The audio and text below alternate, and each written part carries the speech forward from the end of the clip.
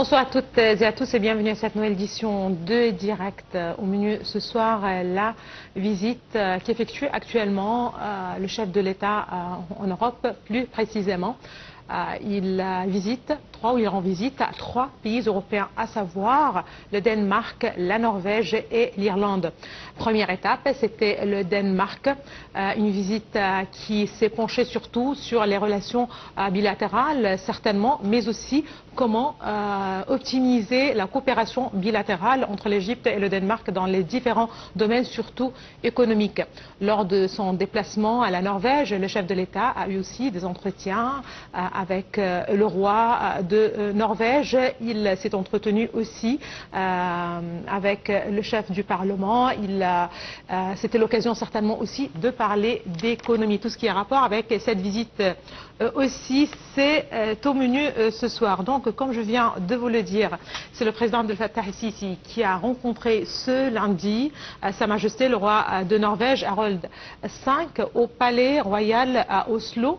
Selon le porte-parole de la présidence de la République, le roi Harald V a souligné lors de l'entretien l'appréciation de son pays pour le rôle central de l'Égypte en Afrique et au Moyen-Orient. Le roi de Norvège a salué l'élan qu'avaient connu les relations bilatérales ces dernières années. Le président el-Sisi a pour sa part exprimé ses remerciements pour l'accueil chaleureux, mettant l'accent sur l'importance de cette visite étant justement la première d'un président égyptien en Norvège depuis l'établissement des relations diplomatiques entre les deux pays en 1936. Tout de suite, plus de détails sur cette visite et on se retrouve juste après.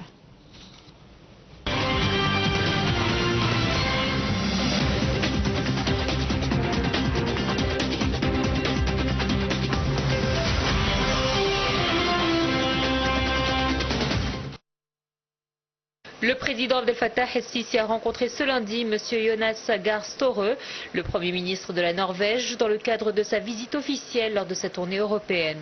Le porte-parole officiel de la présidence de la République a déclaré que lors de la rencontre, les deux parties ont salué les développements positifs et l'élan des relations bilatérales dans divers domaines, soulignant dans ce contexte l'importance de renforcer les relations économiques, commerciales et d'investissement, en plus de promouvoir la coopération entre les secteurs d'affaires et les chambres de commerce et d'industrie, ainsi que d'accroître les échanges commerciaux entre les deux pays.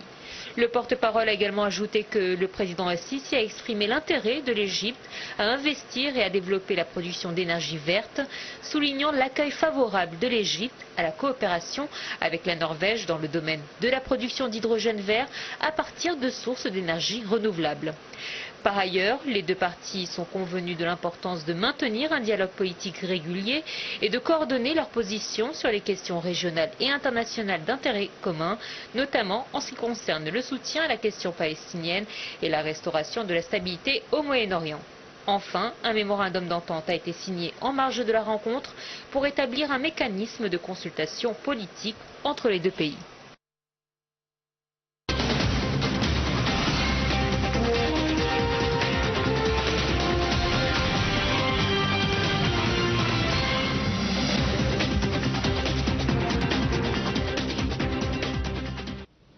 Et justement, pour plus de précisions sur cette visite, mais aussi sur les relations égypto-norvégiennes, nous avons le plaisir d'avoir avec nous en ligne en direct Madame l'ambassadrice Wafa Bassim, ancienne ministre adjointe aux Affaires étrangères. Bonsoir Madame l'ambassadrice.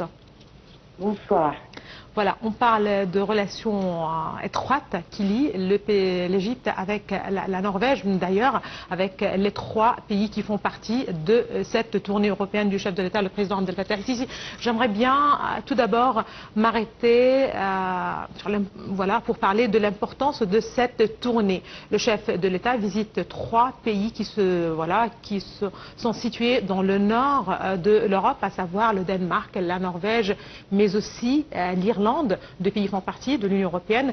Justement, quelle est l'importance de cette visite qui s'inscrit certainement dans un contexte régional assez délicat, mais qui devrait aussi booster et donner élan aux relations bilatérales avec les 3 pays? Comme vous l'avez bien dit, cette cette tournée européenne de 3 pays est quand même une tournée, je la qualifierais de extraordinaire, d'une nouveauté. Nous ne sommes plus seulement avec les visites, avec les pays traditionnels, avec lesquels l'Égypte a des relations étroites, comme la France, l'Allemagne, mais dans le contexte de la diversification de la politique étrangère égyptienne qui est adoptée par le président Sisi depuis son accès au pouvoir et le renouvellement de son mandat, il y a cette diversification de relations avec différents pays, avec tous les continents, toutes les régions, et la force motrice, c'est les intérêts communs.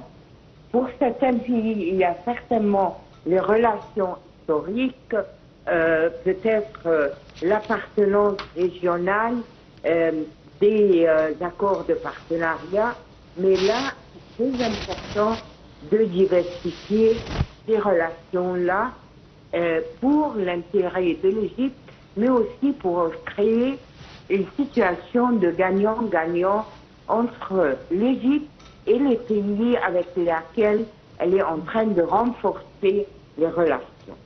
Nous avons dans cette tournée 3 pays, dont 2 font partie de l'Union européenne, à dire le Danemark et l'Irlande, mais et aussi 2 qui font partie des pays nordiques, un club très particulier, qui a une adhésion très forte et qui coordonne bien ses positions, dont le Danemark, que son Excellence a visité, a terminé la visite hier, et la Norvège, qui est un pays nordique sans être partie de l'Union européenne, où son Excellence a commencé la visite depuis hier soir. D'accord. Disons, nous avons bien vu à quel point il y avait une chaleur d'accueil au Danemark, beaucoup d'événements politiques, économiques, parlementaires et sociaux durant 2 dîners, l'un offert par le roi du Danemark et sa reine, et le deuxième offert par le président Sisi à l'honneur du roi et de la reine. Cette chaleur d'accueil a continué dans ce deuxième pays nordique royal avec la visite du président au roi Harald V, et qui l'a accueilli avec tout le protocole royal nécessaire dans ses grandes visites, et où il a eu un entretien amical en tête-à-tête avec le roi, où ils ont discuté des relations bilatérales, mais aussi de la situation au Moyen-Orient, les questions d'intérêt commun, et aussi la coopération des 2 pays dans l'enceinte multilatérale, que ce soit l'ONU ou surtout les organisations d'ordre humanitaire. C'est la première visite du président aussi en Norvège, d'un président égyptien en Norvège depuis l'établissement des relations en 1936. Et là, ce qui a été l'objet de l'appréciation du roi Harald V, et à son tour, le président égyptien a étendu une invitation à Sa Majesté pour visiter l'Égypte surtout à l'occasion de l'inauguration du Grand Musée. Voilà, tout à fait. Justement, ça c'est une précision assez importante, le fait qu'il s'agit de la première visite d'un président égyptien en Norvège depuis l'instauration des relations diplomatiques entre les deux pays en 1936, comme vous l'avez mentionné, et du fait aussi que la Norvège, tout comme le Danemark, mais aussi l'Irlande, font partie de pays qui se trouvent tout au nord du continent européen. Traditionnellement, l'Égypte est étroitement liée avec les pays qui sont géographiquement plus proches, comme la France, comme l'Italie, la Grèce, Chypre. Voilà, si même il y en a certains partis effectivement qui se trouvent en Asie, mais en général les pays, l'Espagne aussi, mais là le fait qu'il s'agit de cultures qui sont plus ou moins différentes, est-ce que ça donne lieu, vous pensez, à renforcer davantage les relations économiques? Il y en a certainement un certain consensus en ce qui concerne les relations, voilà, les questions d'intérêt commun, les questions régionales, certainement, mais pour ce qui est en rapport avec les relations économiques, est-ce que ça devrait booster davantage, renforcer, donner élan, si vous le voulez bien, à la coopération d'ordre économique? Je voudrais relever une note en ce qui concerne particulièrement la Norvège. Il y a quand même des positions honorables envers la région, envers le cas palestinien, la question palestinienne. Qui a déclaré l'État palestinien. Oui, déjà Oslo est connu pour ses accords, ces fameux accords, qui les premiers ont cité l'importance de deux États, deux pays, deux États de capitale, et le droit aux Palestiniens à l'autodétermination, à un État indépendant, à une solution juste et continue et durable. Et aussi, n'oublions pas les efforts norvégiens dans le domaine humanitaire en ce qui concerne le peuple palestinien. D'autre part, la Norvège est parmi les pays qui ont reconnu l'État palestinien suivant la résolution de l'Assemblée générale très récente il y a quelques mois. Il y a aussi la demande continue de la Norvège à Israël de terminer ces pratiques de génocide dans le territoire de Gaza. Sur le plan économique, certainement, la diversité crée une certaine force et une dynamique nouvelle. N'oublions pas que les pays nordiques sont surtout axés sur l'importance d'éviter l'impact négatif des changements climatiques, de l'environnement, la protection de l'environnement, l'énergie propre, l'énergie verte, l'énergie renouvelable, l'économie bleue, qui devrait être durable et qui éviterait les catastrophes d'ordre naturel, bien qu'au fond, ils sont créés par les pratiques humaines dans le domaine de l'industrie et d'autres.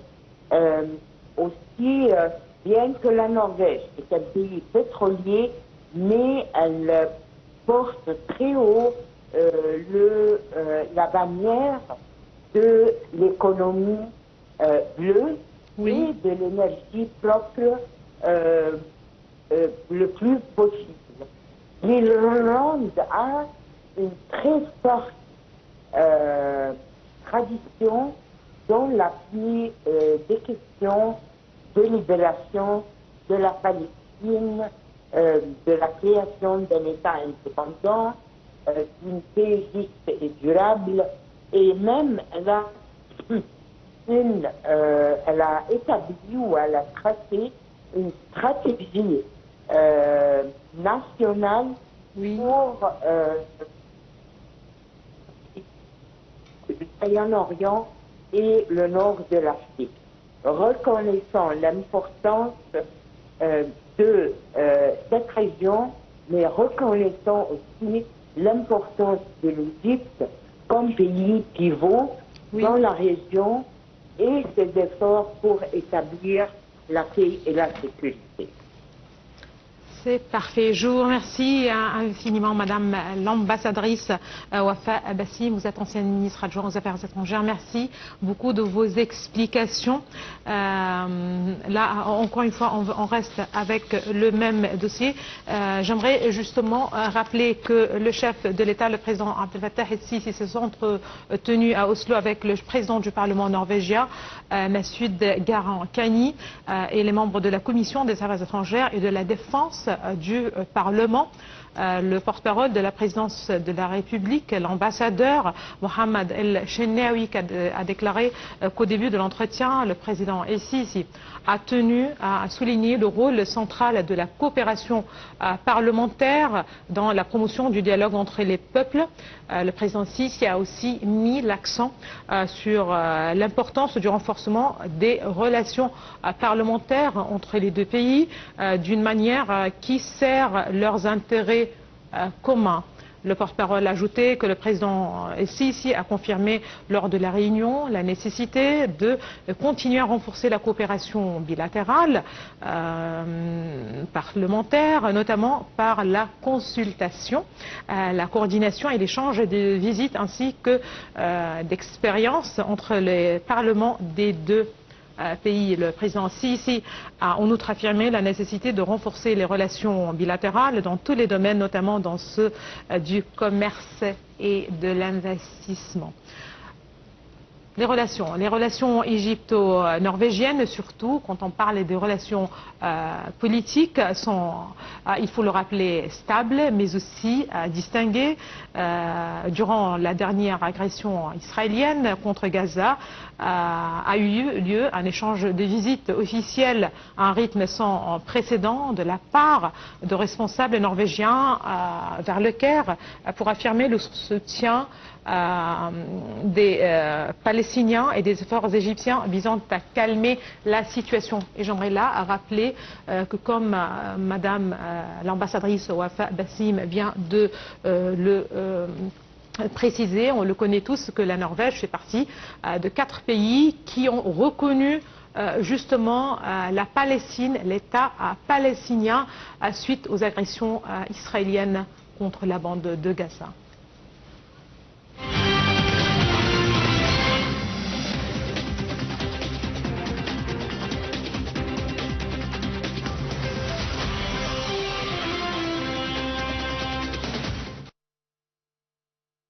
Les relations politiques égypto-norvégiennes sont stables et distinguées, ce qui se reflète sur la consultation directe entre les deux ministères des Affaires étrangères, notamment le dossier de la question du Moyen-Orient, à la lumière du rôle pivot que joue l'Égypte à cette question et dans le cadre de la présidence de la Norvège du Conseil de l'assistance internationale temporaire aux Palestiniens, le AHLC, le gouvernement norvégien déploie des efforts pour alléger l'endurance du peuple palestinien à travers les programmes des différentes aides soutenues par le ministère des Affaires étrangères norvégien.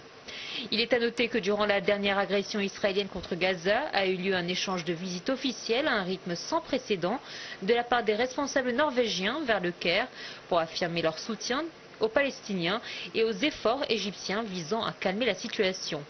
Le souci des deux pays à consolider la consultation émane de l'intérêt que la Norvège accorde à nombre de questions cruciales dans la région et qui sont étroitement liées à la sécurité nationale égyptienne. L'intérêt norvégien est reflété dans le taux de son assistance de développement destinée à ces dossiers, notamment la question du Soudan, du Darfour, de la Somalie, de l'Irak et de l'Afghanistan. Notons également l'intérêt commun relatif à nombre de questions internationales critiques, à savoir le changement climatique, l'émancipation de la femme et l'éducation.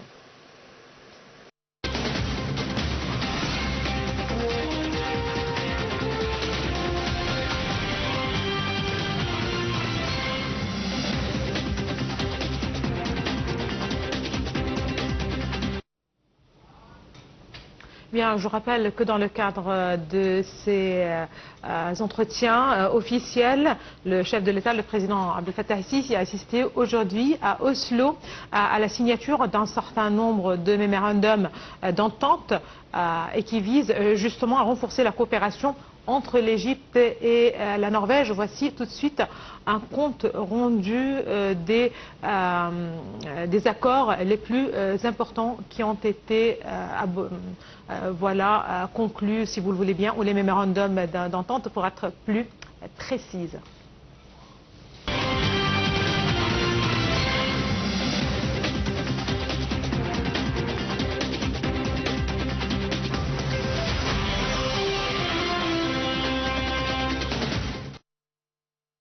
Le porte-parole officiel de la présidence de la République a déclaré que Sa Majesté le roi Harald V a commencé la rencontre en souhaitant la bienvenue au président El-Sisi, soulignant l'appréciation de son pays pour le rôle central de l'Égypte en Afrique et au Moyen-Orient, ainsi que l'élan des relations entre les deux pays ces dernières années. Le président El-Sisi a pour sa part exprimé ses remerciements pour l'accueil chaleureux, mettant l'accent sur l'importance de cette visite, étant la première d'un président égyptien en Norvège depuis l'établissement des relations diplomatiques entre les deux pays en 1936. Le président a également salué les progrès réalisés dans les relations bilatérales au cours des dernières années. Le président El-Sisi a invité le roi Harald V à visiter l'Égypte pour participer à la cérémonie d'inauguration du Grand Musée d'Égypte. Selon le porte-parole, les deux parties ont discuté des moyens de renforcer les relations bilatérales et de coordonner leurs positions dans les forums internationaux sur les questions d'intérêt commun. Ils ont également abordé la situation au Moyen-Orient, notamment les efforts de médiation